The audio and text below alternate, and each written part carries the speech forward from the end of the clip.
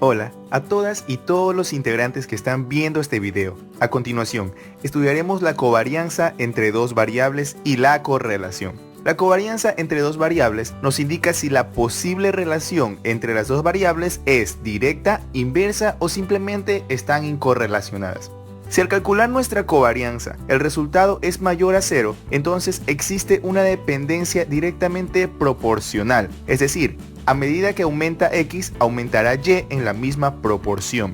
Por el contrario, si al calcular nuestra covarianza el resultado es menor que 0, entonces existe una dependencia inversamente proporcional. Es decir, a medida que disminuye X, disminuirá Y en la misma proporción.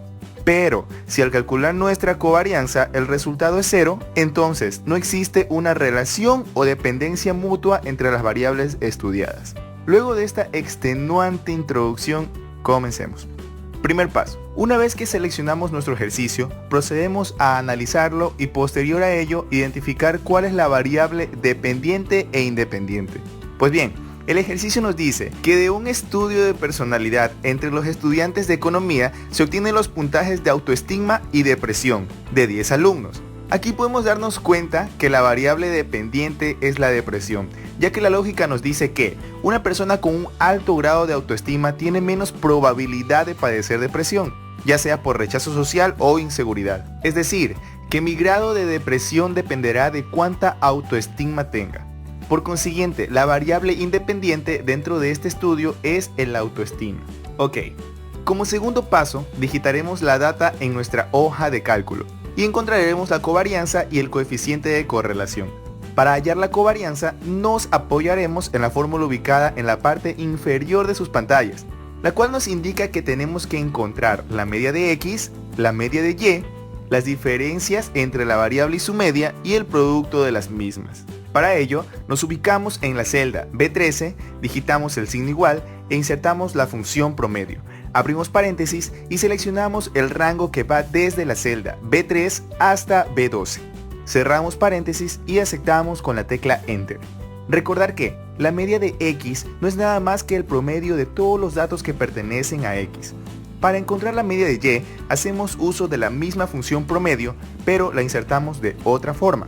Nos ubicamos en la celda C13, nos dirigimos a la barra de menú, seleccionamos fórmulas y damos clic en insertar función. Nos aparecerá un cuadro de diálogo donde elegiremos la categoría estadísticas y seleccionamos la función promedio. Nuevamente nos aparecerá un cuadro de diálogo donde elegiremos como criterio número 1 el rango que va desde la celda C3 hasta C12, para luego aceptar con la tecla Enter. Pues bien, una vez que obtuvimos las medias de cada variable, procedemos a encontrar las diferencias entre la variable y su media. Nos ubicamos en la celda D3, digitamos el signo igual y restamos la celda B3 menos la media de X. Y antes de aceptar, fijamos o anclamos la celda B13 presionando la tecla F4, para luego aceptar con la tecla Enter. Por último, mantenemos presionado clic izquierdo en la parte inferior derecha de la celda D3 y arrastramos hasta la celda D12. Este proceso se llama autorrelleno y es exactamente lo mismo que haremos en la celda E3. Nos ubicamos en la celda E3, digitamos el signo igual y restamos la celda C3 menos la media de Y. Fijamos la media de Y con la tecla F4, aceptamos y autorrellenamos hasta la celda E12. Luego de hallar las diferencias que nos pide la fórmula, procedemos a multiplicarlas para posterior a ello obtener la sumatoria. Nos ubicamos en la celda F3, digitamos el signo igual y multiplicamos la celda D3 con la E3.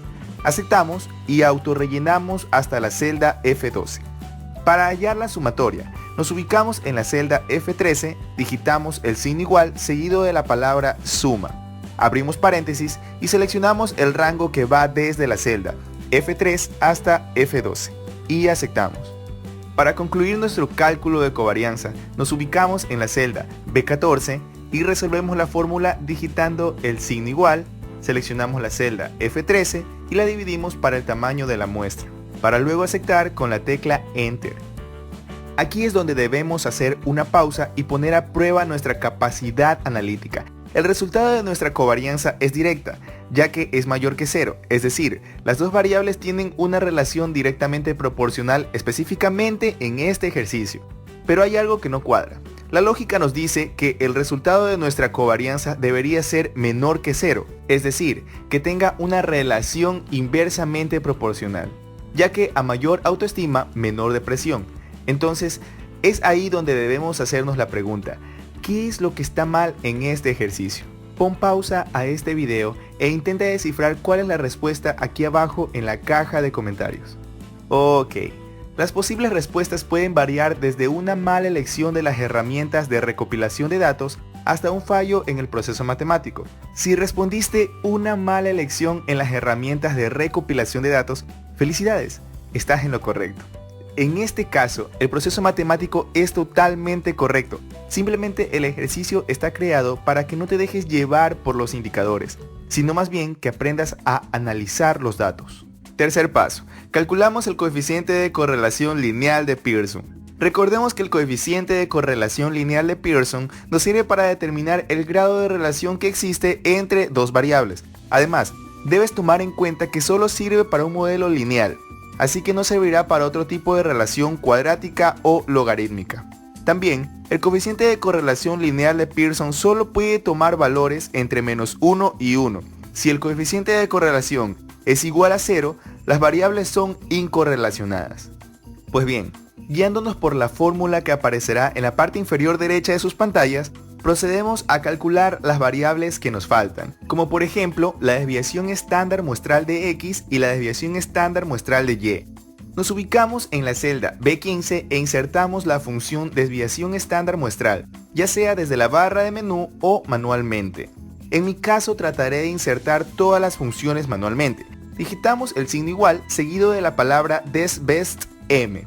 Abrimos paréntesis y seleccionamos el rango que va desde la celda B3 hasta B12. Cerramos paréntesis y aceptamos. De igual manera en la celda B16. Digitamos el signo igual seguido de la palabra desbestm. Abrimos paréntesis y seleccionamos el rango que va desde la celda C3 hasta C12. Cerramos paréntesis y aceptamos. Para concluir el cálculo del coeficiente de correlación, nos ubicamos en la celda B17, digitamos el signo igual, seleccionamos la covarianza, digitamos una vez más slash, abrimos paréntesis, multiplicamos las desviaciones de X y Y, cerramos paréntesis y aceptamos.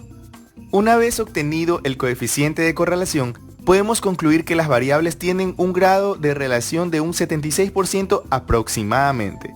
Es decir, las variables tienen una coherente relación y la una depende de la otra. Por mí eso ha sido todo. Muchísimo éxito en todos tus proyectos. Si el video te ayudó, por favor no olvides darle like, suscribirte y compartirlo con todos tus compañeros de clase.